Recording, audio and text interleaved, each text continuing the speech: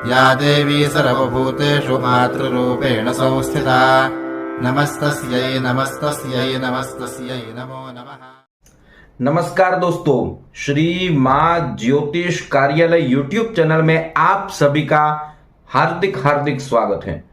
दोस्तों, आज आपके सामने में आपके पितृओं आपके ऊपर आशीर्वाद की वर्षा कर दें, आपके पितृओं आपके ऊपर प्रसन्न रहें और साथ ही साथ आपके पितृओं को मोक्ष की गति प्राप्त हो, उसके लिए बहुत ही सरल और सुंदर 4 उपाय आपके समक्ष रखने वाला हूं। ये उपाय कोई भी व्यक्ति कर सकता है, स्त्री हो या पुरुष हो, कोई भी व्यक्ति ये उपाय कर सकता है। तो दोस्तों, सबसे पहले तो हम यह जान लेते हैं कि आपके पितृओं को गति क्यों प्राप्त नहीं होती है, आपके पितृओं आपके ऊपर प्रसन्न क्यों नहीं रहते हैं। कई सारे ऐसे लोग होते हैं, वो कहते हैं कि हमारे ही पितृ हमें क्यों बाधा रूप बनते हैं। क्या ये सही है? हमारे ही पितृ हमें बाधा रूप बनते हैं?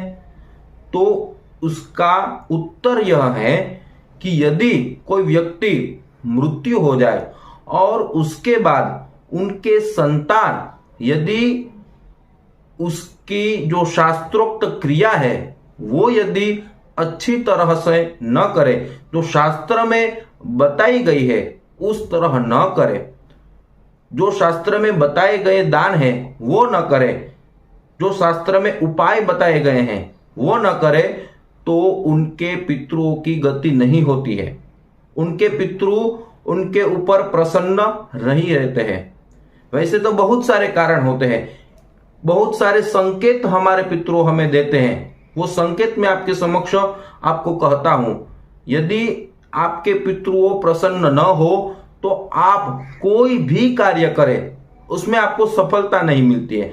जैसे कि आप बिजनेस कर रहे हैं कोई, और बिजनेस आपका रुक रुक कर चल रहा है, आपको उसमें प्रगति नहीं मिल रही है, तब आपको समझ जाना चाहिए कि आपके पितृओं आपके ऊपर प्रसन्न नहीं है। यदि आपके संतानों में विवाह में विलंब हो रहा है, तब भी आपको यह मानना चाहिए कि आपके पितृओं आपके ऊपर प्रसन्न नहीं है। या आप नौकरी कर रहे हैं, चाहे कोई भी कार्य कर रहे हो, आपको उसमें रुकावट आ रही है, तो उसके बाधा रूप जो है वो आपके पितृ ही है। यदि आप उनको प्रसन्न कर लेते हैं, उनके पीछे जो क्रिया होनी चाहिए वो अच्छी तरह आप करेंगे, उनके जो दान बताए गए हैं वो आप अच्छी तरह करेंगे, उसकी जो शास्त्रोक्त विधि बताई गई है वो आप अच्छी तरह करेंगे, तो आपके पितृओं आपके ऊपर अवश्य से प्रसन्न रहेंगे। तो दोस्तों, आज मैं आपके समक्ष 4 बहुत ही सरल उपाय रखने वाला हूं। बहुत ही सरल उपाय, कोई भी व्यक्ति कर सकता है दोस्तों ये उपाय। यदि आप बड़ी श्रद्धा से, विश्वास से और भावपूर्ण ये उपाय करेंगे तो आपको अवश्य से सफलता प्राप्त होगी। आपके पितृ आपके ऊपर अवश्य से प्रसन्न रहेंगे और आपको शुभ आशीर्वाद प्रदान करेंगे। तो दोस्तों, सबसे पहला जो उपाय है वो आपके समक्ष में रखता हूं। तो आपको क्या करना है, आपको सूर्यास्त के बाद यानी कि शाम के समय दक्षिण दिशा की ओर मुंह करके बैठ जाना है और वहां आपको गाय के घी का दीपक प्रज्वलित करना है। और सबसे पहले तो आपको संकल्प करना है कि मेरा नाम यह है, मैं यह कार्य कर रहा हूं, पितृओं की प्रसन्नता के हेतु मैं यह कार्य कर रहा हूं। और यह उपाय आपको त्रयोदशी, चतुर्दशी और अमावस्या के दिन से प्रारंभ करना है और प्रतिदिन करना है। सबसे पहले तो आपको विष्णु भगवान को प्रार्थना करनी है, परमात्मा को प्रार्थना करनी है कि हे प्रभु, मेरे पितृओं को मोक्ष के गति की प्राप्ति हो और मेरे पितृओं मेरे ऊपर प्रसन्न रहे, ऐसे आशीर्वाद मुझे प्रदान करें। और आपको केवल 2 विष्णु सहस्त्र के पाठ करने हैं और ऐसा आपको प्रतिदिन करना है।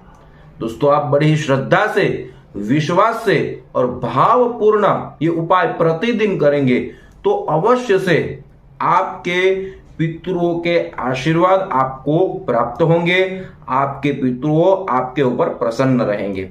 दोस्तों ये पहला उपाय बहुत ही सरल आपको मैंने बताया। जो दूसरा उपाय मैं आपके समक्ष रखने वाला हूं वो इससे भी बहुत सी सरल है। आपको क्या करना है, आपको प्रतिदिन कबूतरों को दाना डालना है। प्रतिदिन दोस्तों आपको कबूतरों को दाना डालना है। यदि अन्य कोई पक्षी दाना आप डालें तो भी बहुत ही अच्छा रहेगा। आप कोई भी धान्य कबूतरों को डालें, आप प्रतिदिन ऐसा करेंगे तो भी आपके पितरों आपके ऊपर प्रसन्न रहेंगे। दोस्तों और दो उपाय मैं आपके समक्ष रखूं उनसे पूर्व मेरी एक छोटी सी रिक्वेस्ट है। यदि ये मेरा चैनल आप पहली बार देख रहे हैं, यदि अभी तक आपने इस चैनल को सब्सक्राइब नहीं किया है तो जरूर से एक बार सब्सक्राइब कर लीजिए। आपको ये वीडियो पसंद आया हो तो जरूर से लाइक का बटन दबा दीजिए। ये वीडियो अपने फ्रेंड सर्कल में ज्यादा से ज्यादा शेयर करें क्योंकि उनको भी ये जानकारी प्राप्त हो। और दोस्तों बेल का आइकन दबाना मत भूलिए क्योंकि मेरे ऐसे ही वीडियो आपको सबसे पहले प्राप्त हो। और दोस्तों यदि कोई व्यक्ति जन्म कुंडली का विश्लेषण करवाना चाहते हैं तो यहाँ मैंने मेरे व्हाट्सएप नंबर रख दिए हैं। आप व्हाट्सएप पे अपनी जन्म तारीख, जन्म समय और जन्म स्थल भेज देंगे तो आपको आपके ही व्हाट्सएप पर जन्म पत्रिका भेजी जाएगी जिसमें सरल उपाय होंगे, शास्त्रोक्त उपाय होंगे और आपको भी सरल उपाय दिए जाएंगे। दोस्तों तीसरे उपाय के बारे में मैं बात करूं तो तीसरा उपाय बहुत ही सरल है। यह उपाय आपको त्रयोदशी, चतुर्दशी और अमावस्या के दिन करना है। प्रत्येक माह की आपको क्या करना है, आपके घर आपको ब्रह्म भोजन करवाना है। ब्राह्मण को बुला करके आपको भोजन करवाना है। उनको जो योग्य भोजन लगे वो भोजन आप करवाएं, उनको दान दें, उनको वस्त्र का दान दे, उनको कोई धातु का दान दे, उनको धान्य का दान दे। आप ऐसा करेंगे, आप ब्रह्म भोजन करवाएंगे तो आपको अवश्य से शुभ फल की प्राप्ति होगी। आपके पितरों आपके ऊपर प्रसन्न रहेंगे। और उसी दिन शाम को आपको क्या करना है, किसी भी शिव मंदिर जाना है और शिव मंदिर में पीपल का वृक्ष अवश्य से होता है। आपको वहां जाना है और वहां जाकर के आपको सबसे पहले एक दीपक प्रज्वलित करना है। आपको साथ में चंदन, अक्षत, पुष्प, दूध और जल भी ले जाना है। वहां जाकर के सबसे पहले आपको पीपल के वृक्ष पर चंदन का टीका लगाना है, उनको अक्षत करना है, उनके ऊपर पुष्प चढ़ाने हैं और उसके बाद आपको दूध उसके मूल में अर्पित करना है और फिर उसके बाद जल अर्पित करना है। और वहीं आपको प्रार्थना करनी है कि हे विष्णु परमात्मा, मेरे सभी पितरों को मोक्ष की गति की प्राप्ति हो और मुझे शुभ आशीर्वाद मेरे पितरों प्रदान करे, ऐसी हमारे ऊपर कृपा कीजिए। और वहीं आपको पीपल के वृक्ष की 4 प्रदक्षिणा करनी है दोस्तों। और यदि वहां जगह हो तो आप ओम नमो भगवते वासुदेवाय इस मंत्र की 1 माला जाप अवश्य करें। यदि न हो सके तो घर आकर के आप 3 माला अवश्य जाप करें।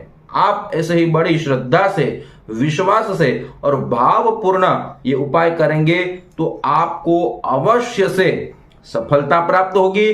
आपके पितरों को आपके ऊपर अवश्य से कृपा दृष्टि बनी रहेगी। दोस्तों चौथा उपाय मैं आपके समक्ष रख रहा हूं। तो चौथा उपाय यह है कि आप प्रतिपदा के दिन से यानी कि एकम के दिन से आप श्रीमद् भागवत जी का पारायण करें या अष्टमी के दिन से आप श्रीमद् भागवत जी का पारायण करें। यानी कि यदि आपको गुर्जर भाषा में यानी कि गुजराती भाषा में आपको पाठ करना है तो बाजार में वो मिलता ही है, आप गुजराती भाषा में पाठ कीजिए। यदि हिंदी भाषा में आप पाठ करना चाहे तो हिंदी भाषा में भी मिलता है। यदि संस्कृत में आप पाठ करना चाहे तो संस्कृत में भी मिलता ही है। आप पाठ अवश्य करें, पक्ष भेद न हो उसका आपको ध्यान रखना है। आप बड़े श्रद्धा पूर्वक श्रीमद् भागवत जी का पारायण करेंगे तो भी आपके पितरों आपके ऊपर प्रसन्न अवश्य रहेंगे। वैसे शास्त्रों में बहुत ही अनेक अन्य उपाय बताए गए हैं। जैसे आप यदि कर सके, यदि आपके पास धन हो तो आप नारायण बलि श्राद्ध कर सकते हैं, आप प्रेत बलि श्राद्ध कर सकते हैं, आप त्रिपिंडी श्राद्ध कर सकते हैं, आप श्रीमद् भागवत जी का मूल पारायण, इसमें 18,000 श्लोक होते हैं, वो भी आप करवा सकते हैं आपकी अनुकूलता के अनुसार, तो भी आपके पितरों आपके ऊपर प्रसन्न रहते हैं। दोस्तों, आज मैंने आपके समक्ष बहुत ही सरल ऐसे 4 उपाय बताए हैं। आप बहुत ही श्रद्धा पूर्वक ये उपाय करेंगे तो आपको अवश्य से सफलता की प्राप्ति होगी। दोस्तों, ऐसे ही मैं आपके समक्ष छोटे छोटे उपाय, छोटी छोटी जानकारी रखता रहूंगा।